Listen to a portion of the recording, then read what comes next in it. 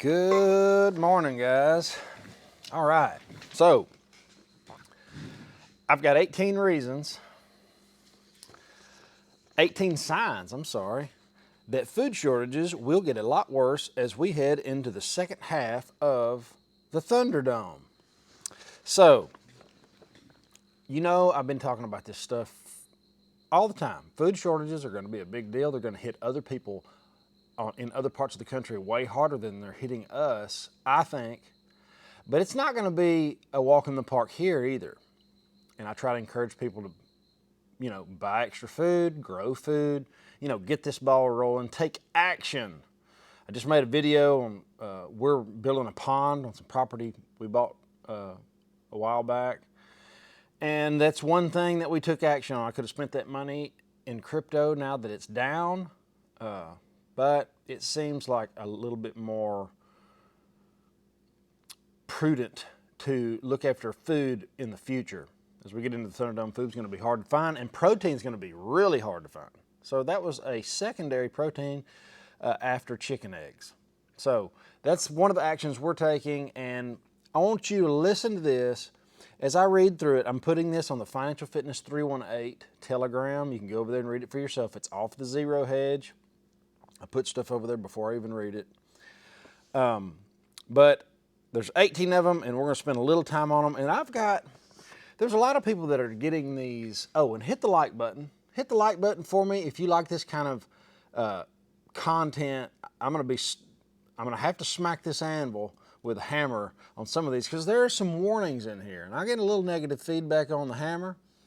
So instead of using the small one that I was using, I decided to use the big one because this is important and people need to hear some hammer smacking because these are legitimate warnings, not to be confused with, I hate to even say the word. I'm not going to. These are warnings, all right? They're not made up, might happen, maybe one day. You know what? I'll give you one of those. I'm going to give you a conspiracy theory in this, somewhere in here. You'll just have to figure it out for yourself. And you're going to have to read between the lines because I've already been kicked off of YouTube one time. I've already got a strike that is never going away. And I get one more the third time I'm out. Most of the people that talk about truth are already gone. So I'm going to have to be really careful. So hit the like button, subscribe, and ring the bell. Let's go. If you think that, all right, let's see.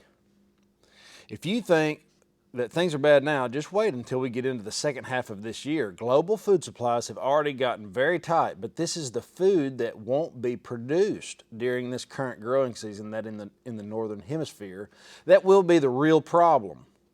Worldwide fertilizer prices have tripled and doubled, or doubled and tripled. The war in Ukraine has greatly reduced exports from the breadbasket. A nightmarish bird flu pandemic has wiped out millions of chickens and turkeys.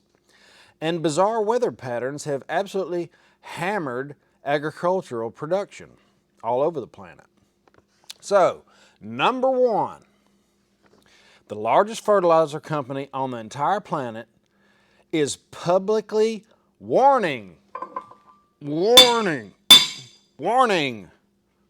Not this, oh, this happened. This is a warning that severe supply disruptions could last well beyond 2022. Wait a minute. This is fertilizer that they're not using now because it's tripled, and this could go past 22. So if it goes into the spring of 23, what happens? What's that do for food prices?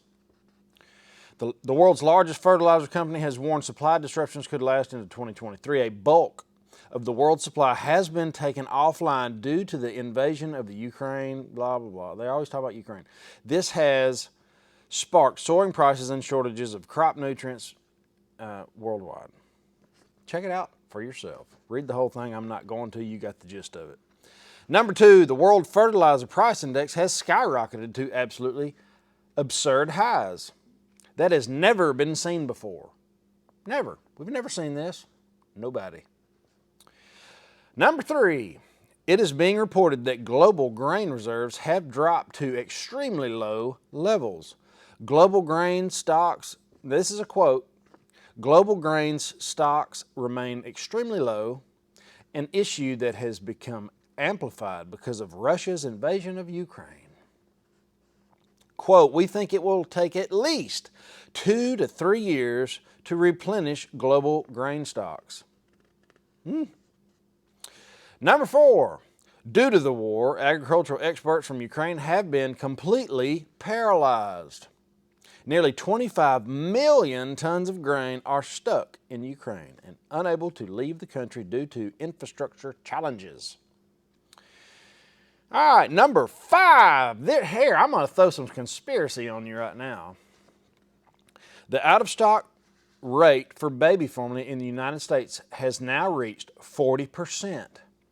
The out-of-stock rate for baby formula hovered between 2% and 8% in the first half of 2021, but began rising sharply last July between November and April of 2021 to 2022.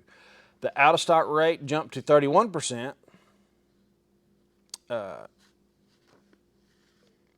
rate increased, man, they're really convoluting this.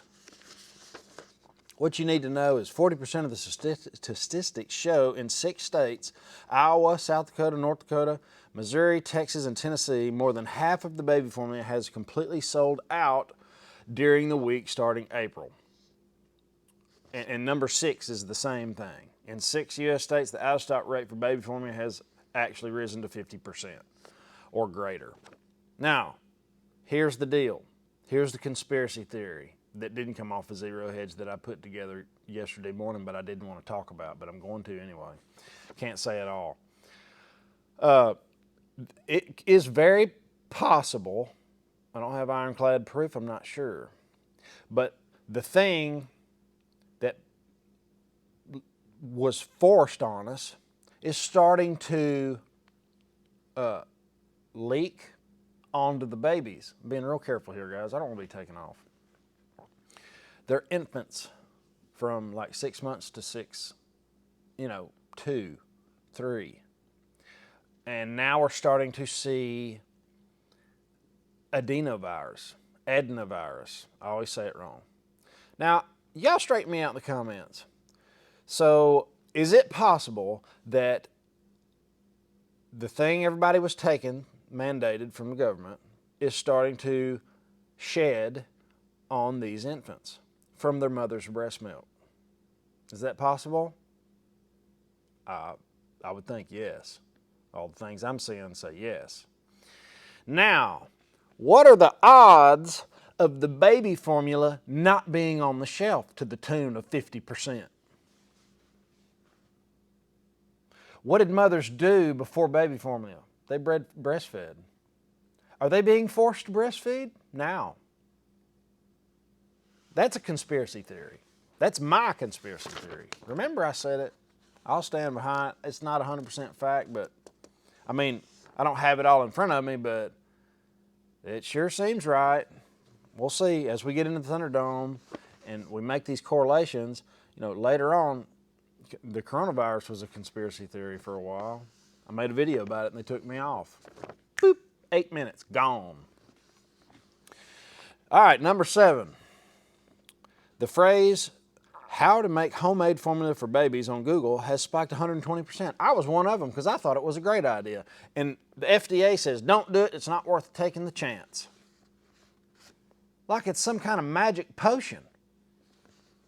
Do your research, figure out the ingredients and put them together. You can probably do a better job yourself. It's like that with everything else I've ever done. Number 8, we're being told that this is a perfect storm as shelves become increasingly bare around in food banks all over the nation. Number 9, in Canada, more than 1.7 million chickens and turkeys have already been lost in the recent months. It's way worse than that. Now it's here. Oh, number 10, here it is. In the United States, more than 37 million chickens and turkeys have already been wiped out. Number 11, The two largest reservoirs in California, Shasta Lake and Lake Orville, have both fallen to critically low levels. They're calling it the mega drought. Number 12, some communities in Southern California won't be able to make it through the coming summer months without significantly cutting back on their water usage. Number 13, many of the largest lakes around the world are currently in the process of disappearing because they are rapidly drying up. Sounds like we're in the end times in the Bible, like Revelations. Wildfires continue to absolutely devastate agricultural land all across the western half of the United States. This weekend, it was New Mexico's turn to be hit the hardest. After a few days of calm that allowed some families who had fled wildfires raging in the northeast, New Mexico to return to their homes, dangerous winds picked up again Sunday and threatened to spread spot fires and complicate work for firefighters. More than 1,500 firefighters were working on the blaze. Number 16, due to hail and frost, the Spanish apricot crop is going to be way below expectations. 17, overall Spanish fruit production is expected to drop to the lowest level in 40 years. Wow. The Spanish eat a lot of fruit. Number 18, Kansas Senator Roger Marshall is openly warning. He's warning. I think he's a pretty good dude. Is openly warning that a horrifying worldwide famine is coming.